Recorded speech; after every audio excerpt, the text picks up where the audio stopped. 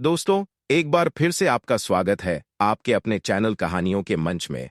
आज हम आपके लिए लेकर आए हैं एक अद्भुत कहानी, बूढ़े काका की कहानी। तो चलिए बिना देरी के शुरू करते हैं। शहर पटना से करीब 50 किलोमीटर दूर बसा एक छोटा सा गांव पारसपुर। गांव की आबादी करीब 3000 के आसपास है। इस गांव की अपनी अनूठी पहचान है, क्योंकि यहाँ के 3 प्रमुख स्थान हर किसी का ध्यान खींचते हैं। गांव के पश्चिमी छोर पर एक बड़ा सा तालाब, जो गर्मियों में ठंडक देता है और सर्दियों में सूर्यास्त के नजारे को स्वर्ग सा बना देता है। गांव के मध्य में स्थित है एक बरगद का विशाल और पुराना पेड़, जिसके नीचे गांव वाले सुबह शाम बैठते, बातें करते और गर्मियों में ठंडी छांव का आनंद लेते हैं। और गांव के पूर्वी किनारे पर है एक भव्य हनुमान जी का मंदिर, जिसे गांव वाले प्यार से हनुमानगढ़ी कहते हैं। हनुमानगढ़ी का इतिहास, इस मंदिर की स्थापना कब और कैसे हुई, इसके बारे में किसी को सटीक जानकारी नहीं है। लेकिन गांव के बुजुर्ग कहते हैं कि जब यह गांव पूरी तरह से बसा भी नहीं था, तब कहीं से एक संत बाबा यहां आकर ठहरे। उन्होंने गांव के किनारे एक झोपड़ी बनाई और हनुमान जी की पूजा करना शुरू कर दिया। बाबा दिन भर पूजा पाठ करते और गांव वालों से जो कुछ मिल जाता, उसी में संतुष्ट रहते। धीरे धीरे गांव के लोगों ने उनकी भक्ति और तपस्या देखकर हनुमान जी का एक छोटा सा मंदिर बनवा दिया। जैसे जैसे गांव बढ़ता गया, मंदिर का आकार भी बढ़ता गया। आज यह मंदिर इतना बड़ा हो चुका है कि हर वर्ष यहाँ भव्य मेले और पूजा अर्चना होती है। लोग अपनी हर मन्नत के लिए यहाँ आते हैं।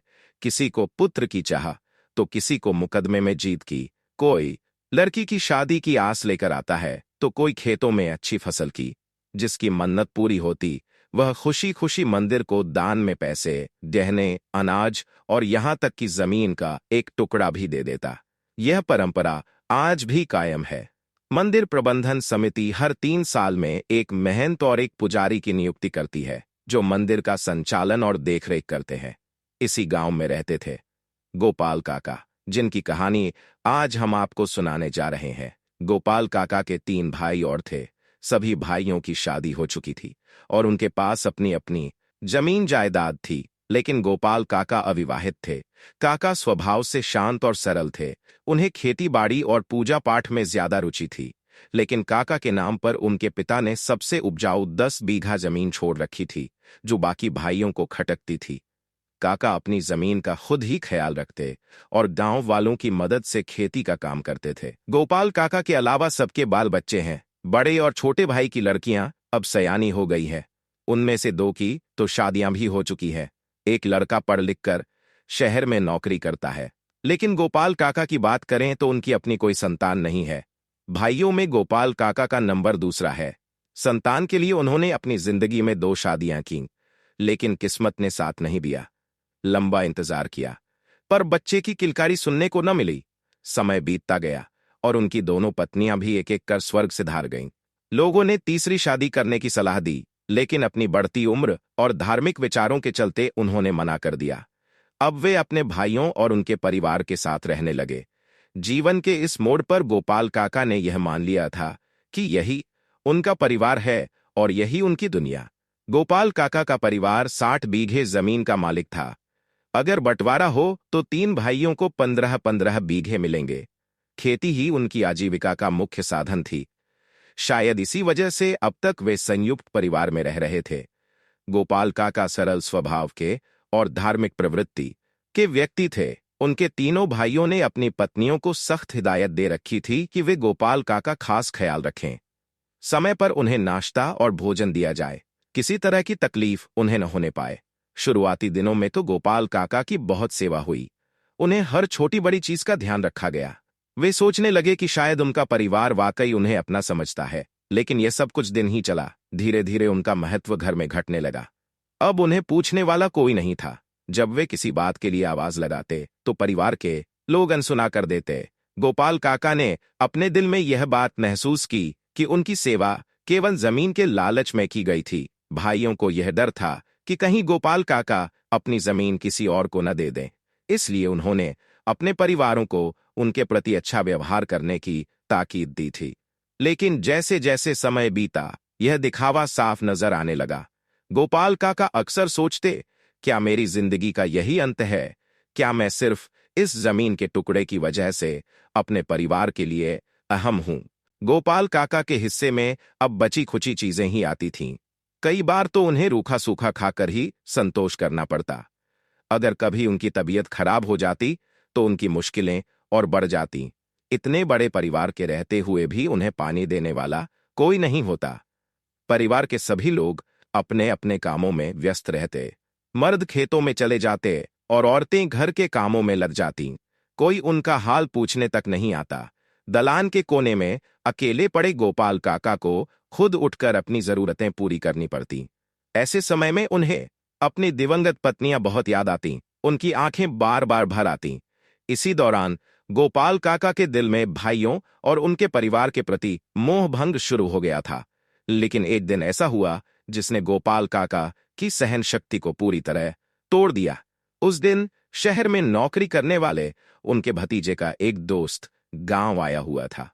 उसके आगमन के उपलक्ष्य में घर में खास तैयारी की गई थी। 2-3 तरह की सब्जियां, रायता, चटनी और बाजरे की रोटी बनी थी। बीमार होकर उठे गोपाल काका का मन भी स्वादिष्ट भोजन के लिए लालायित हो गया। वे मन ही मन उस भतीजे के दोस्त का धन्यवाद कर रहे थे जिसकी वजह से घर में इतनी तरह की पकवान बन रहे थे। लेकिन जो उन्होंने सोचा था उसका ठीक उल्टा हुआ। सब लोगों ने खाना खा लिया लेकिन उन्हें कोई पूछने तक नहीं आया। उनके तीनों भाई खाना खाकर खलिहान चले गए। सभी ने यही मान लिया था कि गोपाल काका ने पहले ही खाना खा लिया होगा। अंत में उनकी भाभी ने बेमन से उनके लिए बचा खुचा रूखा सूखा खाना लाकर उनके सामने रख दिया। यह देखकर गोपाल काका के अंदर जैसे एक ज्वालामुखी फूट पड़ा। उनके बदन में गुस्से की आग भड़क उठी। उन्होंने गुस्से में वह थाली उठाई और सीधे आंगन के बीचों बीच फेंक दी। थाली गिरते ही जोर की आवाज हुई और घर की सारी बहुएं दौड़कर आंगन में इकट्ठी हो गईं। गोपाल काका गुस्से से लाल पीले हो रहे थे। उन्होंने गरजते हुए कहा, क्या समझती हो, मुफ्त में खिलाती हो? तो ये गलत फहमी अभी के अभी अपने मन से निकाल दो। मेरे हिस्से की जमीन की पैदावार से ही यह घर चलता है। अगर मैं चाहूं तो 2-4 नौकर रख लूं और आराम से अपना जीवन बिता लूं। मुझे किसी चीज की कमी नहीं है।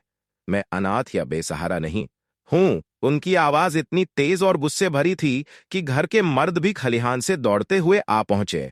गोपाल काका ने तमतमाते हुए उनकी ओर देखा और कहा, तुम सब मेरी जमीन के पैसों पर ऐश कर रहे हो, लेकिन अब यह सब नहीं चलेगा। अब मैं तुम सबको दिखाऊंगा कि गोपाल काका क्या कर सकते हैं। इस घर में अब मैं नहीं, मेरी शर्तें चलेंगी। गोपाल काका के जीवन में वह दिन एक बड़ा मोड़ लेकर आया। ठाकुरबाड़ी के पुजारी जी वार्षिक उत्सव के लिए घी और शक्कर मांगने उनके आंगन में आए थे। उसी वक्त उन्होंने गोपाल काका के आंगन में हुए घटनाक्रम को देखा। खाना फेंकने की बात और गोपाल काका की नाराजगी ने उन्हें झकझोर दिया। ठाकुरबाड़ी लौटते ही उन्होंने यह सब महंत जी को विस्तार से बता दिया। महंत जी ने इसे गंभीरता से लिया और तुरंत ठाकुरबाड़ी से चल पड़ी। संयोग से उन्हें गोपाल काका रास्ते में ही मिल गए। गोपाल काका खलिहान की तरफ जा रहे थे, लेकिन महंत जी ने उन्हें वहां जाने से रोक दिया और सीधे ठाकुरबाड़ी ले आईं। ठाकुरबाड़ी में उन्हें एक शांत एकांत कमरे में बैठाया और प्यार भरे शब्दों से उन्हें समझाने लगीं। महंत जी ने कहा, गोपाल, इस संसार में कोई किसी का नहीं है। यह सब माया का बंधन है। तुम तो धार्मिक व्यक्ति हो, फिर भी इस स्वार्थी परिवार के चक्कर में कैसे पड़ गए? ईश्वर की भक्ति में लग जाओ, वही तुम्हारे अपने हैं। पत्नी, भाई, भतीजे, ये सब स्वार्थी रिश्ते हैं। आज तुम्हारी 15 बीघे जमीन के कारण ये तुम्हारे साथ है। अगर तुम कहे दो कि तुम यह खेत उन्हें नहीं दोगे तो वे तुम्हें देखना भी बंद कर देंगे। गोपाल काका चुपचाप महंत जी की बातें सुनते रहे। उनकी आंखों के सामने अपने जीवन के बीते दिन घूमने लगे। वे सोचने लगे, सचमुच मेरी जमीन की फसल उनके लिए मायने रखती है। जब मैं बीमार पड़ता हूं तब कोई देखने तक नहीं आता। अगर मैं यह खेत उन्हें न दूं तो क्या वे मुझे पूछेंगे? महंत जी ने फिर कहा, तुम ठाकुर जी के नाम पर अपनी जमीन लिख दो। यह तुम्हारे जीवन का सबसे बड़ा धर्म का काम होगा। लोग तुम्हें पुश्तों तक याद करेंगे। जब तक सूरज चांद रहेंगे तुम्हारी कीर्ति अमर रहेगी और बाकी की जिंदगी ठाकुरबाड़ी में शांति और सुख से बिता सकते हो। तुम्हें किसी चीज की कमी नहीं होगी। गोपाल काका के मन में महंत जी की बातें गहराई से घर कर गईं। वे सोचने लगे कि यह बात सही है, लेकिन दूसरा विचार यह भी आया कि अगर उन्होंने अपने भाइयों को जमीन नहीं दी तो क्या यह उनके साथ विश्वासघात नहीं होगा? गोपाल काका असमंजस में थे। महंत जी ने उनकी स्थिति को भांप लिया। उन्होंने तुरंत ठाकुरबाड़ी के 2 सेवकों को लाकर आदेश दिया कि गोपाल काका के लिए एक साफ सुथरा कमरा तैयार किया जाए। वहां पलंग पर बिस्तर बिछाया गया और उनके आराम का पूरा इंतजाम किया गया। गोपाल काका के भाई परेशान इधर जब गोपाल काका के भाई खलिहान से लौटे तो उन्हें इस घटना का पता चला। पहले तो उन्होंने अपनी पत्नियों पर खूब नाराजगी निकाली, लेकिन फिर खुद भी चिंतित हो गए। किसी ने उनसे कुछ नहीं कहा था, लेकिन वे अंदाजा लगाने लगे कि महंत जी ने गोपाल काका से क्या बात की होगी। रात भर वे बेचैन रहे। अगर गोपाल काका ने अपनी जमीन ठाकुरबाड़ी को दे दी तो हम क्या करेंगे? इतनी उपजाऊ जमीन जिसकी कीमत लाखों में है, हाथ से निकल जाएगी। शाम होते होते तीनों भाई ठाकुरबाड़ी पहुंच गए। उन्होंने गोपाल काका से घर लौटने की गुजारिश की। गोपाल काका कुछ कह पाते इससे पहले महंत जी बीच में आ गईं। उन्होंने कहा, गोपाल का अभी बीमार से उठे हैं, उनका मन अशांत है। यहां ईश्वर के दरबार में उन्हें शांति मिलेगी। एक रात यहीं रहने दो, इसमें क्या बिगड़ जाएगा। गांव के कुछ लोग भी वहां मौजूद थे। उन्होंने भी भाइयों को समझाया कि गोपाल काका को एक रात ठाकुरबाड़ी में रहने दो। आखिरकार भाइयों को निराश होकर लौटना पड़ा। रात में गोपाल काका के लिए तरह तरह के व्यंजन परोसे गए, घी में डूबे। मालपुए, रसगुल्ले, लड्डू, छने की तरकारी, दही, खीर पुजारी जी ने स्वयं उन्हें खाना परोसा। पास में बैठी महंत जी ने धर्म और भक्ति की चर्चा करते हुए उनका मन शांत किया। गोपाल काका को ऐसा सम्मान और सुकून पहले कभी नहीं मिला था। उन्हें लगा कि ठाकुरबाड़ी में उनका जीवन कितना सुखद हो सकता है। उधर गोपाल काका के तीनों भाई पूरी रात सो नहीं सके। वे बार बार सोचते रहे, 15 बीघे उपजाऊ जमीन जो लाखों की संपत्ति है, तहीं गोपाल काका ने महंत जी के कहने पर ठाकुरबाड़ी को दे दी तो।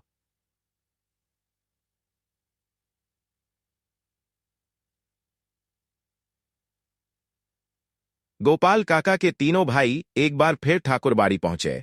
वे उनके पांव पकड़कर रोने लगे, अपनी पत्नियों की गलतियों के लिए माफी मांगी और रिश्तों की दुहाई देने लगे।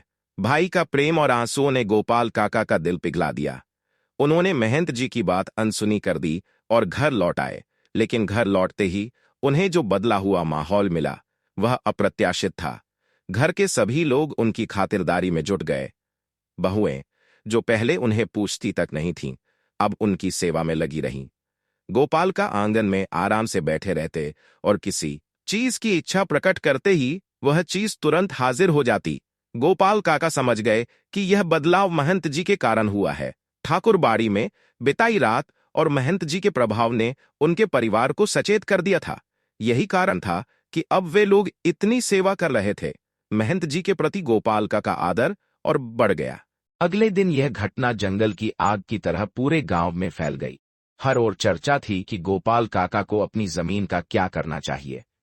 कुछ लोग कहते थे जमीन ठाकुर जी के नाम कर देनी चाहिए, यह धर्म का काम होगा और उन्हें बैकुंठ मिलेगा। वहीं कुछ लोग कहते भाई का परिवार भी तो अपना ही होता है, जमीन न देकर उन्हें धोखा देना गलत होगा। गोपाल काका इन चर्चाओं से परे अपने निर्णय पर विचार कर रहे थे। वे जानते थे कि जीते जी अपनी जायदाद किसी और के नाम करने का मतलब है अपने जीवन पर से नियंत्रण खो देना। उन्होंने गांव के कई उदाहरण देखे थे जहां लोगों ने अपनी जायदाद दूसरों के नाम कर दी और फिर उनका जीवन कष्टों से भर गया। उन्होंने अपने भाइयों से साफ कह दिया, जब मैं मर जाऊंगा तो यह जमीन तुम्हें मिल ही जाएगी।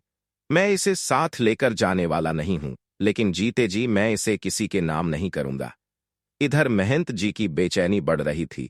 वे बार बार गोपाल काका से कहते, शुभ काम में देर नहीं करनी चाहिए, ठाकुर जी के नाम जमीन कर दो, तुम्हारी आत्मा को बैकुंठ ले जाने के लिए देवलोक से विमान आएंगे।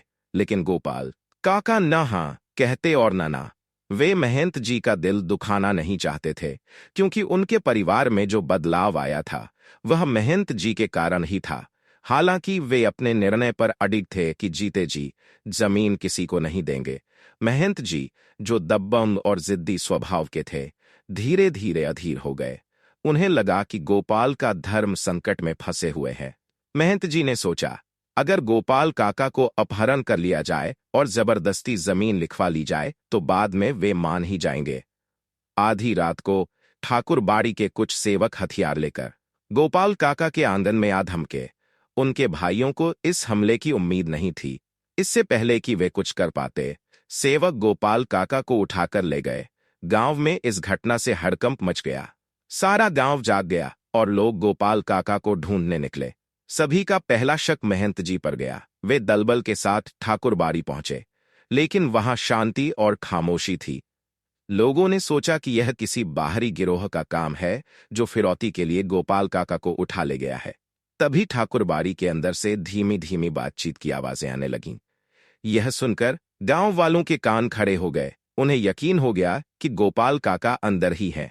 अब क्या था?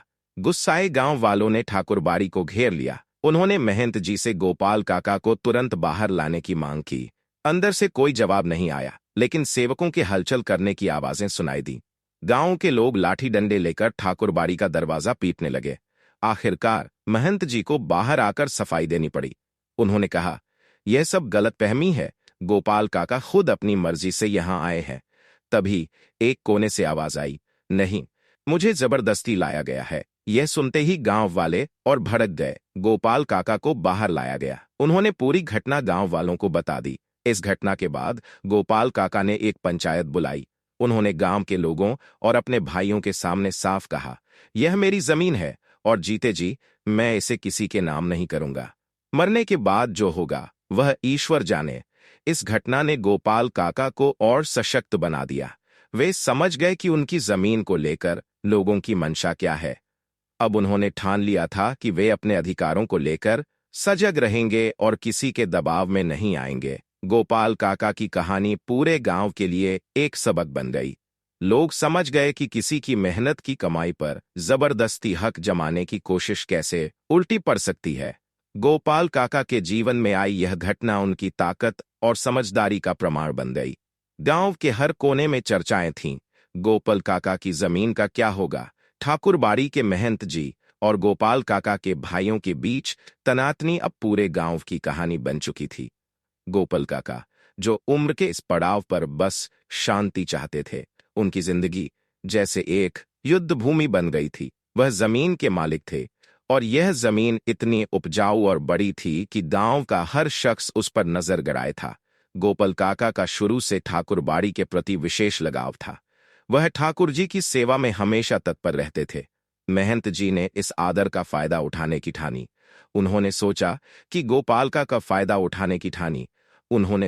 गोपाल का को विश्वास में लेकर एक दिन महंत जी ने काका से कहा, गोपाल, तुम ठाकुर जी के परम भक्त हो। यह जमीन ठाकुर जी के नाम कर दोगे तो तुम्हें स्वर्ग में स्थान मिलेगा। गोपाल काका ने विनम्रता से कहा, महंत जी, अभी तो मैं जीवित हूं। जमीन का निर्णय मेरे बाद का है। मैं अपनी जिंदगी में इसे किसी के नाम नहीं करूंगा। महंत जी ने समझ लिया कि यह काम आसान नहीं होगा। उन्होंने अपने कुछ लोगों को गोपाल काका पर नजर रखने के लिए लगा दिया। गोपाल काका के भाई, जो पहले उनसे दूरी बनाकर रखते थे, अब अचानक बहुत अच्छे बन गए थे। घर की महिलाएं, जो पहले उन्हें 2 वक्त की रोटी देने में भी कतराती थीं, अब उनकी सेवा में जुट गईं। लेकिन गोपाल काका समझ चुके थे कि यह मोह उनकी जमीन के लिए है। एक रात ठाकुर बाड़ी के महंत ने अपने गुर्गों के साथ गोपाल काका का अपहरण कर लिया। गांव वालों को भनक तक नहीं लगी। उन्हें ठाकुर बाड़ी में ले जाया गया और बंद कमरे में महंत और उनके लोग उनसे जबरन कागजों पर अंगूठे के निशान लेने लगे। गोपाल काका ने विरोध किया, महंत जी, आप जैसे धार्मिक व्यक्ति से यह उम्मीद नहीं थी। ठाकुर जी के नाम पर ऐसा अन्याय मत कीजिए। महंत जी ने कहा, गोपाल, यह तुम्हारे भले के लिए है। तुम समझ नहीं रहे हो। गोपाल काका की चीखें गांव तक पहुंची। पुलिस और उनके भाई ठाकुर बाड़ी पहुंचे। पुलिस ने जब कमरे का ताला तोड़ा तो गोपाल काका रस्सियों में बंधे हुए मिले। उनकी हालत देखकर सबकी आंखें नम हो गईं। भाइयों का असली चेहरा ठाकुर बाड़ी की घटना के बाद गोपाल काका घर लौट आए। उनके भाई अब उन्हें दबाव में लेने लगे। पहले प्यार, फिर गुस्सा और आखिर में उन्होंने वही तरीका अपनाया जो महंत ने अपनाया था। एक रात भाइयों ने गोपाल काका को घेर लिया और कहा, काका, अपनी जमीन हमारे नाम लिख दो, नहीं तो हम तुम्हें यही मार देंगे। गोपाल काका दरसते हुए बोले, मैं अकेला हूं, मारना है तो मार दो, लेकिन जीते जी जमीन तुम्हारे नाम नहीं करूंगा। तुम महंत से अलग नहीं हो। भाइयों ने उनकी पिटाई शुरू कर दी। काका ने जोर जोर से चिल्लाना शुरू किया। गांव वालों को आवाज सुनाई दी, और पुलिस भी मौके पर आ गई। भाइयों को भागना पड़ा। गोपाल काका का अंतिम निर्णय। गोपाल काका अब किसी पर भरोसा नहीं करते थे। उन्होंने अपने लिए अलग घर बनवा लिया और अकेले रहने लगे। उन्होंने एक नौकर रख लिया जो उनकी देखभाल करता था। पुलिस के जवान उनकी सुरक्षा में तैनात रहते थे। गांव में चर्चाएं थीं कि गोपाल काका अपनी जमीन दान में देंगे, लेकिन उन्होंने किसी को कुछ नहीं दिया। उन्होंने तय कर लिया था कि जमीन उनकी मौत के बाद गांव के हित के लिए इस्तेमाल होगी। अंतिम समय गोपाल काका अब पूरी तरह से अकेले थे, लेकिन संतुष्ट थे। उन्होंने अपने जीवन का शेष भाग प्रभु भक्ति में बिताया। गांव में उनकी कहानी एक मिसाल बन गई। मोह, लालच और विश्वासघात के बीच इंसानियत और आत्मसम्मान की लड़ाई। कहानी का संदेश: धन दौलत जीवन की खुशी नहीं दे सकती। सच्चा सुख आत्मसम्मान और सच्चाई में है। तो दोस्तों, उम्मीद है कि ये कहानी आपको पसंद आई होगी। तो वीडियो को लाइक करें, शेयर करें और चैनल कहानियों का मंच को सब्सक्राइब भी करें। तो मिलते हैं आपसे एक नए वीडियो के माध्यम से। धन्यवाद। जय श्री कृष्णा।